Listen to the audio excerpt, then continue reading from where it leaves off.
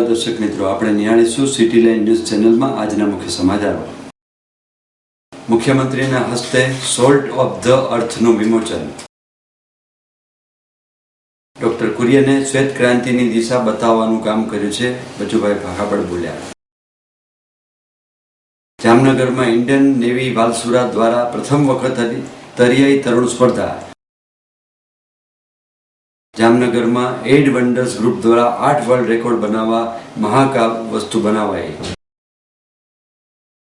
Vadodara GSFC માંથી પકડાયેલ 7 ફૂટ અજગર. રાજકોટ ખાતે આંગડિયા પેઢીના 5 લાખની લૂંટ.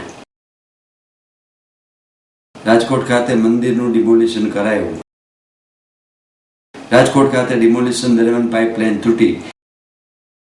રાજકોટ ખાતે ડબલ મર્ડરના 5 હત્યારાઓ ગ્રેપ્તાર. ગોંડલ યુવા કોંગ્રેસ દ્વારા કપાસ તેમજ મગફળીના ટેકાના ભાવ બાબતે આવેદનપત્ર. મુખ્યમંત્રીના હસ્તે સોલ્ટ ઓફ ધ અર્થનું વિમોચન. ભારતની અગ્રણી chemical company Tata Chemicals Limited fertiliser, food products અને ફૂડ એડિટિવ્સની મુખ્ય ઉત્પાદક છે.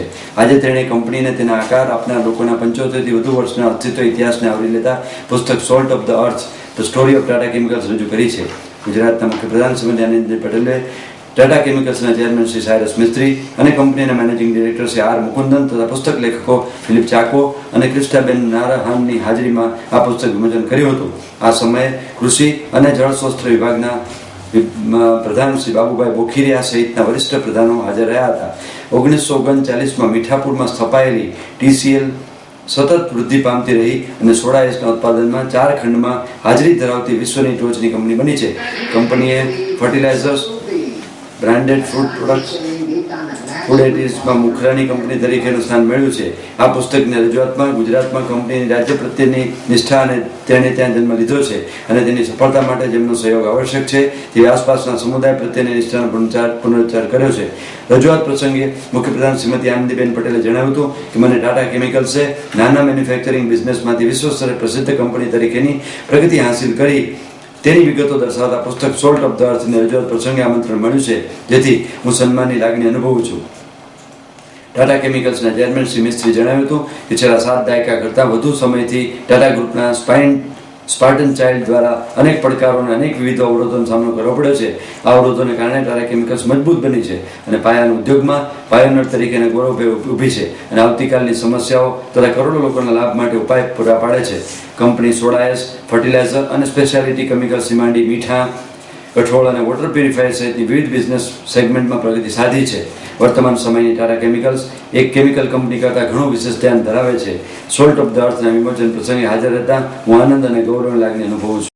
ડોક્ટર કુરિયને શ્વેત ક્રાંતિની દિશા બતાવવાનું કામ કર્યું છે, બચુભાઈ ભાખાબળ બોલ્યા. બરોડા ડેરી અને જિલ્લા પ્રશાસન દ્વારા ગુજરાતને કર્મભૂમિ બનાવી અને દેશની દુગ્ધ સહકારિતાના ક્ષેત્રમાં શ્વેત ક્રાંતિની ભેટ આપનાર ડોક્ટર વી કુરિયનને આદરાંજલિ આપવા કેલનપુર દાદા ભગવાન મંદિર ખાતે 3 જિલ્લાના દૂધ ઉત્પાદકો સાથે રાષ્ટ્રીય દુગ્ધ દિવસની ઉજવણી કરવામાં આવી. આ પ્રસંગે વન અને પર્યાવરણ રાજ્યમંત્રી બચુભાઈ ખાબડના હસ્તે 78 લાભાર્થીઓને પશુપાલન વિકાસની યોજનાઓ હેઠળ ₹60.21 લાખની સાધન સહાયતાની મંજૂરી પત્રોનું વિતરણ કરવામાં આવ્યું હતું.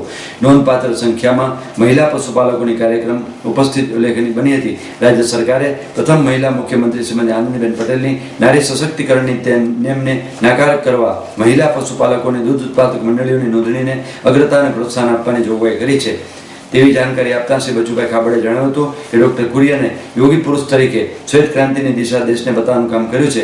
તેમણે જણાવ્યું હતું કે પશુધનની તંદુરસ્તી માટે તકેદાર રાજ્ય સરકારે 34,600 જેટલા પશુ આરોગ્ય મેળા યોજી 1.5 કરોડ જેટલા પશુઓનું રસીકરણ કરવાની સારી કાળજી લીધી છે. 1957માં સ્થપાયેલ વડોદરા જિલ્લા દૂધ ઉત્પાદક સહકારી સંઘનું ટર્નઓવર વાર્ષિક ₹780 કરોડના આંકે પહોંચ્યું છે. તેનો ઉલ્લેખ કરી જણાવ્યું હતું કે બરોડા ડેરીએ દુગ્ધ સહકારિતા દ્વારા ગામ વિકાસનું કામ કર્યું છે. બરોડા ડેરીના અધ્યક્ષ ધારાસભ્ય શ્રી દિનુભાઈ પટેલ એટલે કે મામા ના નામે ઓળખાય છે. એ મુખ્યમંત્રીના અનુરોધ પ્રમાણે મહિલા પશુપાલકોને દૂધ ઉત્પાદક સહકારી મંડળીઓના વિકાસમાં પીઠબળ આપવાનો સંકલ્પ કર્યો હતો. સંસ્થા ઉપાધ્યક્ષ શ્રી જીવી સોલંકીએ ડોક્ટર કુરિયનના પ્રેરક જીવન પર પ્રકાશ પાડ્યો હતો. આ પ્રસંગે કુરિયન જીવનગાથા પ્રદર્શન પણ યોજવામાં આવ્યું હતું. ધારાસભ્ય શ્રી સતીશ પટેલ, કેતન ઇનામદાર, બરોડા ડેરીના નિયામક મંડળના સદસ્યો, જિલ્લા વિકાસ અધિકારી કુલદીપ આર્ય, નાયબ પશુપાલન નિયામક શ્રી ડામોર, ડોક્ટર ડામોર, સહકારી મંડળના રજિસ્ટ્રાર શ્રી બલોદ, પશુપાલન ખાતાની ટીમ સહિત મહાનુભાવો ઉપસ્થિત રહ્યા હતા. આજે સમગ્ર ગુજરાતના 18 દૂધ ઉત્પાદક જિલ્લા સંઘોની અંદર ડૉક્ટર કુરિયરજીના જન્મદિવસની મિલ્ક ડે તરીકેની ઉજવણી સમગ્ર ગુજરાતભરમાં કરવાનો રાજ્ય સરકારે જ્યારે નિર્ણય કર્યો છે, ત્યારે આજે વડોદરા ખાતે વડોદરાના ચેરમેનશ્રી, વાઇસ ચેરમેનશ્રી, ડિરેક્ટરશ્રીઓ અને મંડળીઓના સૌ એના ચેરમેનશ્રીઓ, મંત્રીશ્રીઓ અને સભાસદ મિત્રો, ખાસ કરીને વિશેષ બહેનો સૌને સાથે મળીને આ કાર્યક્રમની ઉજવણીના ભાગરૂપે કુરિયરજીના જીવન ચરિત્ર વિશે મારા વાઇસ ચેરમેનશ્રીએ વાત કરી અને અમારા ચેરમેનશ્રીએ પણ વાત કરી અને રાજ્ય સરકાર આગામી દિવસોની અંદર ખાસ મહિલાઓને પ્રાધાન્ય આપીને મહિલા દૂધ મંડળીઓ રજીસ્ટ્રેશન કરીને વિશેષ સરકારની યોજનાનો સહાયના રૂપે લાભ આપીને આ દૂધની અંદર આવનારા દિવસોની શ્વેતક્રાંતિ થાય અને મુખ્ય વ્યવસાય દૂધનો આ બરોડા વિસ્તારની અંદર વિકસિત થાય એના માટેનો આજનો કાર્યક્રમ હતો. એના માટે પશુઓના આરોગ્ય માટેની, નવી જાતો માટેની અને દૂધનું ઉત્પાદન કેવી રીતે વધારી શકાય એની વિશેષ મહાનુભાવે ચર્ચા કરીને માર્ગદર્શન આપવાનો આજનો કાર્યક્રમ હતો. એના આપ પણ સાક્ષી છો. જામનગરમાં ઇન્ડિયન નેવી વાલસુરા દ્વારા પ્રથમ વખત દરિયાઈ તરુણ સ્પર્ધા. ભારતીય નૌસેના દ્વારા સમગ્ર સૌરાષ્ટ્ર કક્ષાની નેવી વીકની ઉજવણી જામનગર ખાતે યોજાયેલ છે, જેમાં નેવી વીક અંતર્ગત વાલસુરા દ્વારા જૂના બેડી બંદર ખાતે દરિયામાં તરવા માટેની સ્પર્ધાનું આયોજન કરવામાં આવ્યું હતું. આ સ્પર્ધામાં 350 જેટલા નેવીના જવાનો, સ્વીડન અને મહિલાઓએ પણ ભાગ લીધો છે. તેમાંથી 20 જેટલા તરવૈયાઓને પ્રોત્સાહિત કરવામાં આવ્યા હતા. આ કાર્યક્રમમાં મુખ્ય અતિથિ તરીકે વન સંરક્ષક આર.ડી. કંબોજ, જિલ્લા પોલીસ વડા શ્રી નરેશ બુરજુગર સહિતના અધિકારીઓ ઉપસ્થિત રહ્યા હતા. આ તરણ સ્પર્ધાને સફળ બનાવવા માટે વાલસુરા નૌસેનાના commanding officer Shri Kumar Nair, PRO Jaiswal सहितના અધિકારીઓએ જહેમત ઉઠાવી હતી. समुद्र में तैरना और समुद्र में सरवाइव करना एक नौसैनिक के लिए सबसे बहुत महत्वपूर्ण चीज़ है और इसलिए हमने पहली बार ये गुजरात में जो हो रहा है ओपन सी स्विमिंग आज आयोजन किया है.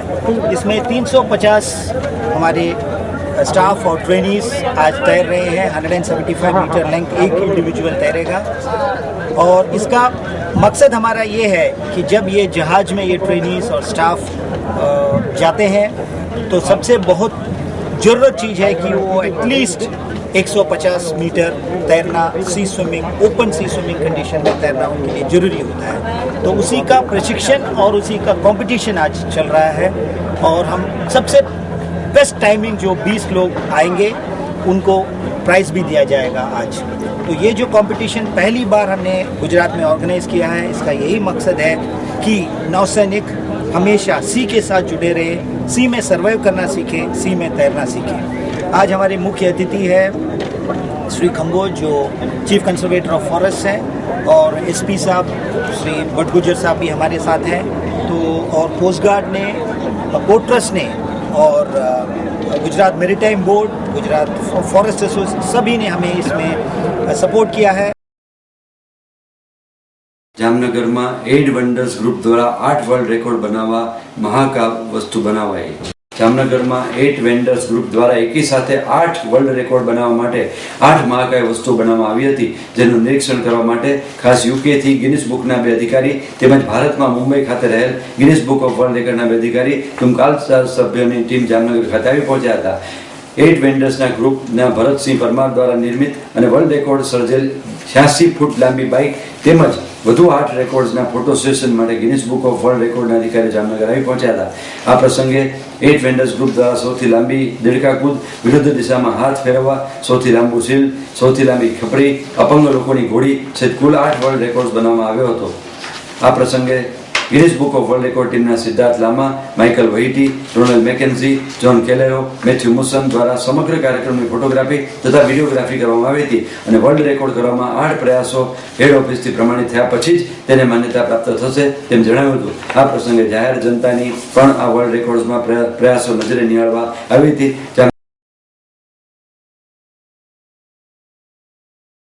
જામનગર ખાતે 8 વન્ડર્સ ગ્રુપ આજે એકી સાથે 8 ગિનિસ વર્લ્ડ રેકોર્ડ કરવાની દાવેદારી નોંધાવેલ છે, જેના માટે થઈને અગાઉના અમારા એક રેકોર્ડ જે હતો 86 ફૂટ ને 3 ઇંચનું બાઇકનું જે પ્રેઝન્ટેશન હતું તેની ફોટોગ્રાફી કરવા માટે થઈને ગિનિસ બુકની ટીમ જામનગર આવેલ છે. તે દરમિયાન અમે આજે નવા 8 વર્લ્ડ રેકોર્ડની દાવેદારી નોંધાવેલ છે અને તેની અંદર એગ્રીકલ્ચરના ફિઝિકલી અને સ્પોર્ટ્સને લગતા રેકોર્ડ તેમજ એન્જિનિયરિંગને લગતા રેકોર્ડ કરી અને જામનગરનું નામ તેમજ ભારતનું નામ પૂરા વિશ્વની અંદર ચમકાવવા માટે થઈને અમારો જે પ્રયત્ન છે 8 વન્ડર્સ ગ્રુપનો, તે આજે જામનગર ખાતે આ રેકોર્ડ કરીને અમે પૂરા ભારતનું નામ રોશન કરેલ છે.